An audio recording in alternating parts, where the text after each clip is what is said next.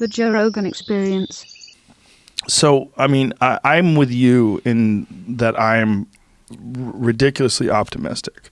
Oh, that's good. I think people. I mean, I follow Steven Pinker's logic of that people will sort of look at the horrible things that we have today and say, God, this world is terrible. Now, there are definitely terrible aspects, but this is without doubt the greatest time ever to be alive that we've ever seen, at least in recorded human history. I would agree with that. I think communication is a giant part of that. It is. This global world, which we thought was going to be a beautiful thing, and then people said, oh no, it's a hellish thing. In fact, it's got beautiful aspects and some hellish aspects, as any invention has. You know, like the internet, hey, you can teach someone how to save their life on the internet. You can also teach someone how to make a bomb on the internet. You know, so I think this is always the way. Every next step we get, we will have some positives, then we'll hit the whole of the negatives, and then we'll go back to some more positives. So yeah, I've got to be optimistic. Yeah, well, I am an optimistic person. Otherwise, just wouldn't be here. But this military aspect that I mentioned, I'm flipping back to that. But yeah, I do try and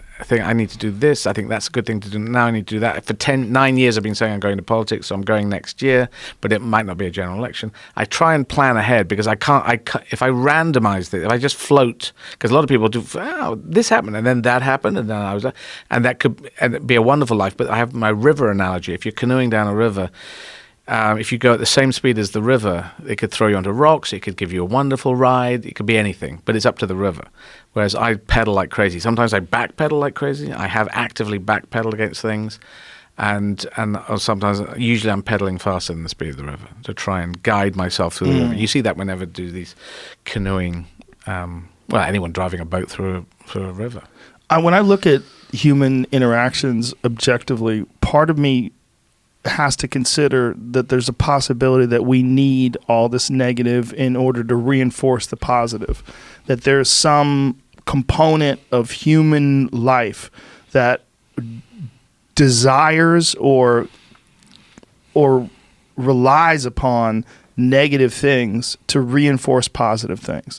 That this yin and yang that we exist under, that we see the horrors of war and horrific poverty and all these terrible things and horrible violence, we see this and it actually serves to reinforce our desire for positive things and reinforce and push our society in a more positive direction. I mean, I almost think that this is when we see national tragedies and shootings and all these different terrible, terrible things. There's all this fear and anger and frustration, but there's also action. And the action we might think there's a lack of action by politicians or a lack of action by the police or a lack of action by whoever we think should be responsible for mitigating these horrible situations that happen. But publicly, the social fabric of the world, the way people communicate and interact, I think it reinforces our desire to not have that happen. It reinforces our understanding of peace and our love of peace.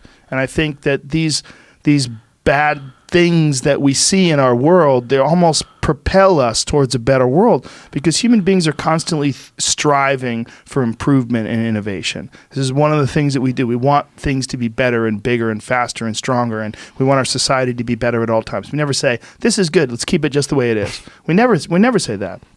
So my thought is that even what we're experiencing in this country, it seems at times that we're almost like on the brink of civil war between the right and the left, and people are lying on both sides and conflating people's opinions and changing people's perspectives in order to suit their own narrative. That I think that this ultimately, all this angst, and you see it from the outside, and you look at it and you go, what the fuck are we doing? I think it's a natural part of the way human beings figure out life. I shall respond to that. Sure. Yeah, I think almost the same as you. I would articulate it slightly differently. I noticed that humanity only sometimes gets going and does things when it's right up against the wall. Somebody that needs these things to go on. If you took a World War II scenario, we went right to the wire on that, and then suddenly we came back, and maybe not even. It wasn't even the political will on that. It was just accident. If the Japanese hadn't bombed Pearl Harbor, we wouldn't have had you guys with us for D-Day World War II, yeah, and sure. all the the forces and the money and the armaments and the tanks and the Shermans coming in.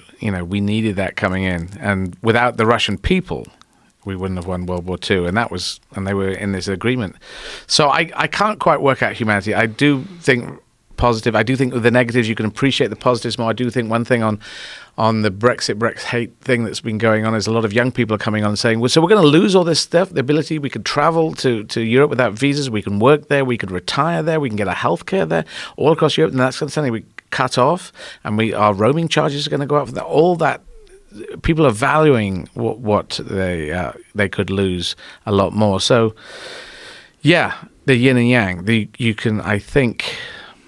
I think it's going to go on this way. And also some people, once we get to a good place, I've noticed that a lot of people will say, okay, I'm not going to be politically active anymore. I'm just going to carry on doing my life, and other people can sort things out. I've noticed that people will get activated to get to a result, maybe an election result or something, or a referendum or whatever it is, and then they will just back off. They get frustrated. Or they just think, well, that's done, that's bagged, and in a positive way maybe, and just say, but now I'm not even going to pay attention to what's going on, but things will start rolling backwards. So I think we're going to keep having it like that. Maybe the percentage of positive things to negative things has never changed over all the years, over the last 10,000 years. It's just there's more people in the world doing more positive things than doing more negative things. Maybe humanity hasn't changed because our brain sizes haven't changed. Even back to the cavemen days, even back to the last 100,000 years, the size of our brains has not moved. So if you went back to 70,000 years ago, we would still be able to have conversations like this, even though we wouldn't have the radios and the things. It would be more on our tribe. I think our tribe is better than your tribe. So actually, Steve, I don't know if our tribe is better than that tribe. I just think maybe it's similar. There's some good people in that tribe, and there's some shitheads in that tribe. Yeah. We need to maybe trade with them more. We can go to war with them, but then we could die a lot, and Shirley could die, and Kenny, and Roger at number 22.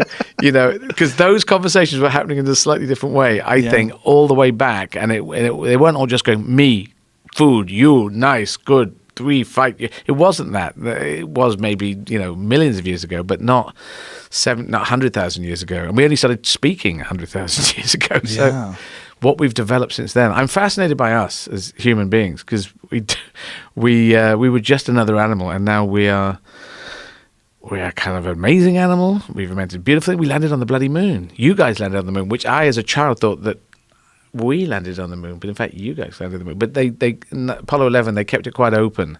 I think Michael Collins in the command module said, "This is for the world," and there was this kind of feeling. And Neil Armstrong, it's a nice, I grabbed hold of that. As a kid, I was growing up, a bit younger than me. But it's a pretty weird thing to think that we went from not being able to talk to space travel in 100,000 years. Yeah. I mean, that's what they think, right? They think that people didn't have real language 100,000 years ago. Yeah, the FOXP2 genetic, I think it's about 100,000 years ago that's when it came up. And the first words we said was, let's go to the moon in 100,000 years. What's your name? Jack Kennedy. Okay, Jack, good idea, but let's put it on the back burner for a moment. What do you think happened that turned us into this? Do you ever stop and think about it? No, well, I don't think it's a bloke upstairs floating in the clouds, because they used to live in the clouds, and then we flew through the clouds, and no one ever mentioned, hey, he's not in the clouds. So it's a randomizer thing. I think these like dinosaurs, 165 million years of those bastards. Right. And all they did was eat, kill, poo, and have sex. That's all they did. Those four things for 165 million years. We've had 300 years since the Enlightenment of human rights and democracy and stuff like that.